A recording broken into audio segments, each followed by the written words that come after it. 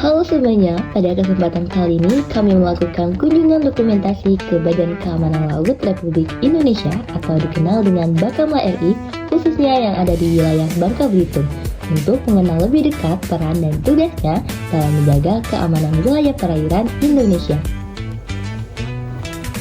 Kegiatan diawali dengan melihat langsung ruang pemantauan laut di mana kami diperlihatkan sistem monitoring yang digunakan untuk mengawasi aktivitas di perairan Indonesia secara real time melalui layar pemantauan dan zoom pengawasan laut.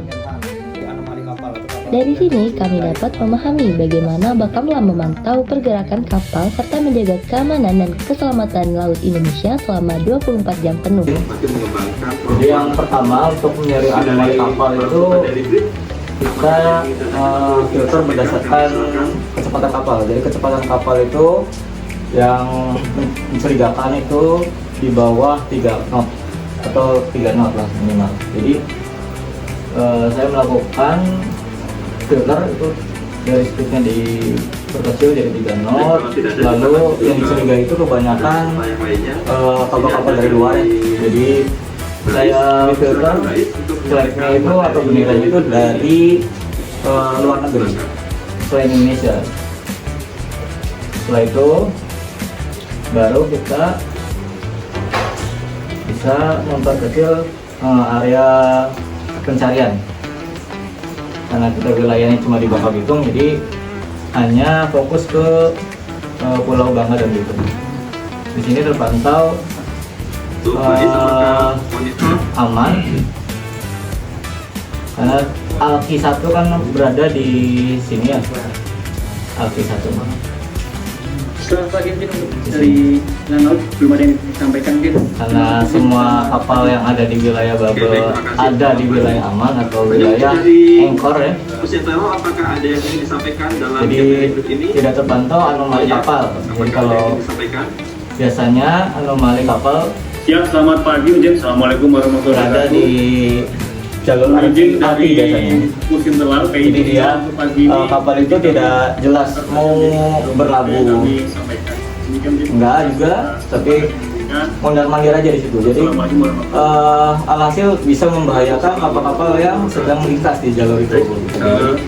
Jadi, selain itu juga kalau kapal diem bawa ombak, ombak ambing, nah itu juga bisa mengindikasikan kalau misalkan kapal itu ada pertukaran seperti ship-to-ship, pertukaran minyak, transfer BBM gitu, atau ilegal lainnya.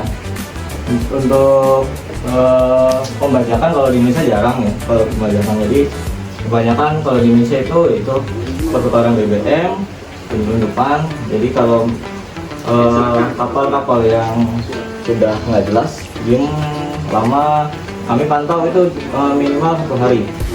1 hari masih belum gerak, kita teruskan. Nanti kita laporkan ke DLB untuk ditindaklanjuti oleh pusat.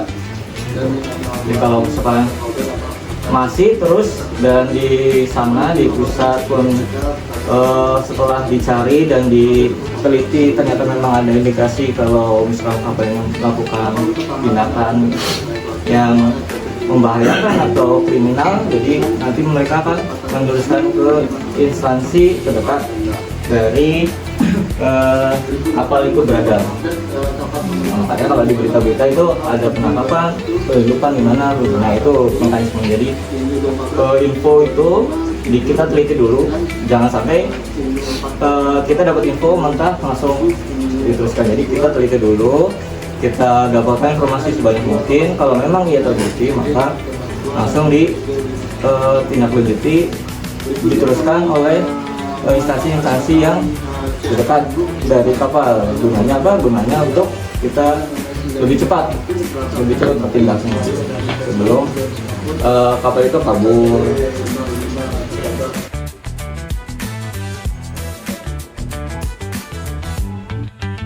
Selanjutnya, kami mendapatkan pemaparan materi mengenai Bakamla RI, mulai dari fungsi, tugas, hingga perannya sebagai lembaga yang bertanggung jawab dalam patroli keamanan dan keselamatan di wilayah perairan Indonesia. Dalam sesi ini juga dijelaskan berbagai tantangan yang dihadapi di laut, seperti pelanggaran wilayah laut, penyeludupan, hingga pentingnya menjaga kedaulatan maritim di Indonesia. Assalamualaikum warahmatullahi wabarakatuh. Waalaikumsalam warahmatullahi wabarakatuh. Kita masuk sesi selanjutnya. Saya akan memaparkan terkait tugas dan fungsi Bakamla RI, begitu juga stasiun Bakamla. Sebelumnya saya mau izin memperkenalkan diri dulu. Nama saya Sarma Bakamla Faisal Ahmad, jabatan staf operasi stasiun Bakamla Bangka Belitung. Pendidikan terakhir di Telkom Universitas Telkom Bandung. Wilayah kedinasan saya dulu di Direktorat Operasi Laut di Mabes Bakamla RI. Kemudian 2023 sampai dengan sekarang saya di Stasiun Bakamla Bangka Belitung. Next lagi. Dasar Bakamla RI yaitu Undang-Undang Nomor 32 Tahun 2014 tentang Kelautan. Terus PP Nomor 13 Tahun 2022 tentang penyelenggaraan keamanan, keselamatan, dan penegakan hukum di wilayah perairan Indonesia dan wilayah yurisdiksi Indonesia. Dan ada Perpres Nomor 178 Tahun 2014 tentang Badan Keamanan Laut Republik Indonesia. Tugas, fungsi, dan wewenang Bakamla RI. Bakamla RI adalah lembaga non-kementerian yang bertugas melaksanakan patroli di wilayah perairan Indonesia dan wilayah yurisdiksi Indonesia. Tugas melakukan patroli di wilayah perairan Indonesia dan wilayah yurisdiksi Indonesia. Berdasarkan PP 13 tahun 2022 sendiri, patroli dibagi menjadi 3. Jadi ada patroli bersama, patroli mandiri, dan patroli terkoordinasi. Patroli bersama itu yaitu patroli yang diselenggarakan oleh Bakamla RI, melibatkan instansi terkait dengan instansi teknis yang dilaksanakan secara bersama-sama, terpadu dan terintegrasi. Nah, ini biasanya agenda tahunan kita patroli bersama dengan beberapa instansi yang ada di Indonesia ini, dan Bakamla RI ini sebagai leading sektor atau ketua kelas dalam pelaksanaan patroli tersebut. Biasa dipimpin langsung oleh Kepala Bakamla RI, dibuka langsung oleh Kepala Bakamla RI. Berikutnya adalah patroli mandiri. Patroli mandiri yang biasa kita laksanakan secara rutin juga. Patroli yang memang melibatkan hanya Bakamla saja, itu instansi terkait saja yang berdasarkan peraturan perundang-undangan. Itu juga selanjutnya patroli terkoordinasi, yaitu patroli yang diselenggarakan oleh Bakamla RI dengan instansi penegak hukum negara lain yang berdasarkan dari hubungan kerjasama bilateral maupun multilateral. Seperti yang kita lakukan secara rutin juga, kemarin ada dari Philippine Coast Guard bersama Bakamla RI melakukan patroli gabungan, dari Malaysian Coast Guard atau APMM, Japan Coast Guard, dan lain sebagainya. Jadi kita laksanakan secara rutin juga. Wewenang Badan Keamanan Laut berwenang melakukan pengejaran seketika. Seperti yang saya jelaskan tadi, saat melaksanakan patroli dan di situ terpantau ada kapal yang mencurigakan atau diduga atau dicurigai melakukan pelanggaran hukum, kita bisa langsung melakukan pengejaran seketika, memperhatikan, memeriksa, dan apabila memang ditemukan pelanggaran, kita bisa melakukan penangkapan dan kita bawa ke darat untuk kita melaksanakan proses hukum selanjutnya. Kemudian mengintegrasikan sistem informasi keamanan dan keselamatan di wilayah perairan Indonesia dan wilayah yurisdiksi Indonesia, seperti yang kita laksanakan tadi dari brief.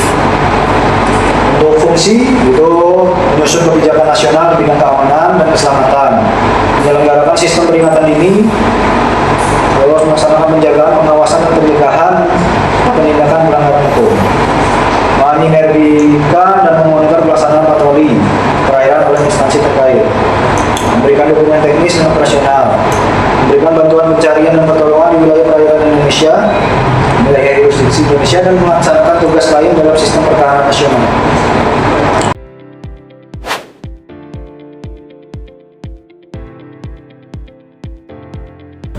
Yang jelas keamanan, penegakan hukum, kemudian kelestarian lingkungan hidup tuh di-manage dan terlaksana dengan baik, gitu, dilaksanakan dengan baik. Kenapa dari segi keamanan? Yaitu jelas tadi biar kita ini dalam mengelola lingkungan hidup bernegara, jadi negara juga harus hadir, gitu kan, harus hadir di laut yang merupakan wilayah negara juga, gitu.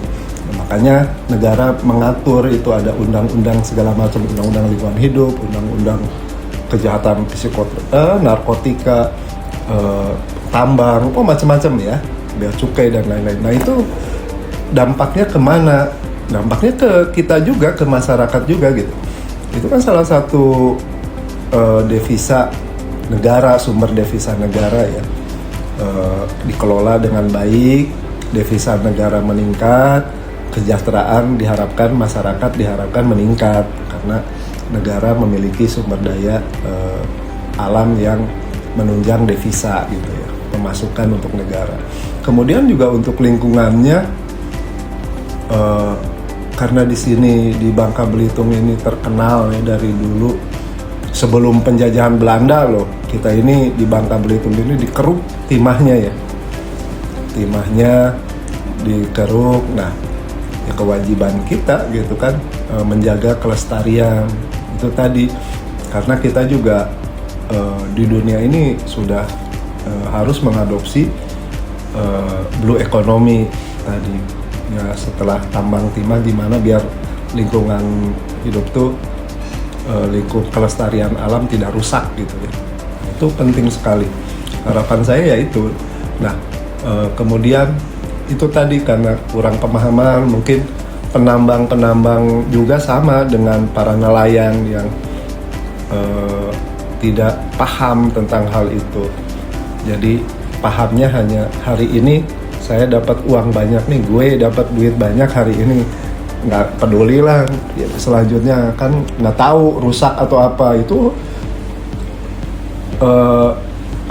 rehabilitasinya, ngerehabnya itu lama sekali kan.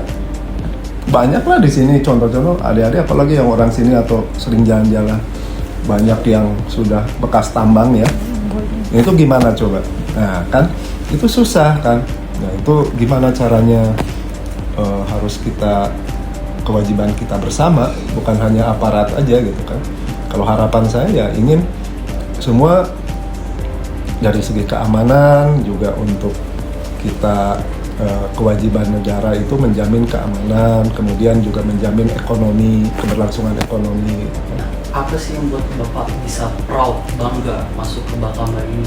Entah dari segi pengalaman atau apa begitu? Ya sedikit banyaknya saya bangga karena saya bekerja untuk bangsa dan negara. Ya, itu satu. Walaupun hal kecil yang saya lakukan, saya bukan untuk pribadi kerja di sini. Walaupun kita kesampingkan lah kebutuhan ekonomi, setiap manusia juga kan butuh ya namanya ekonomi, uang. Kucing pun butuh, saya beli makanan kasih kucing butuh uang kan. Nah, namun yang jadi saya bangga ini saya bisa mengabdi kepada bangsa dan negara.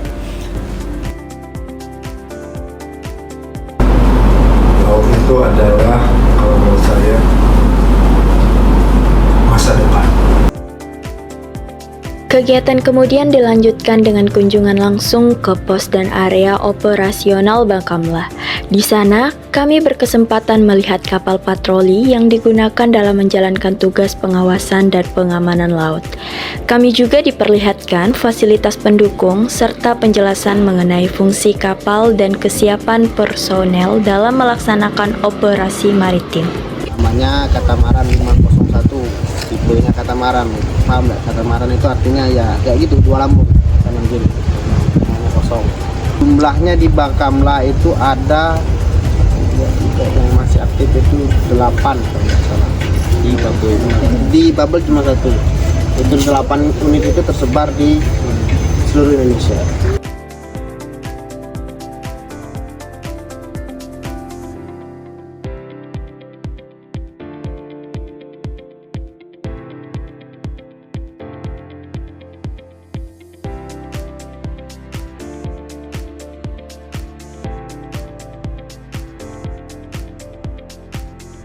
Ini untuk trim. Jadi untuk ngangkat mesinnya, naik turun mesin. Itu posisi mesin kan mesin gantung, mesin luar, outboard. Nah,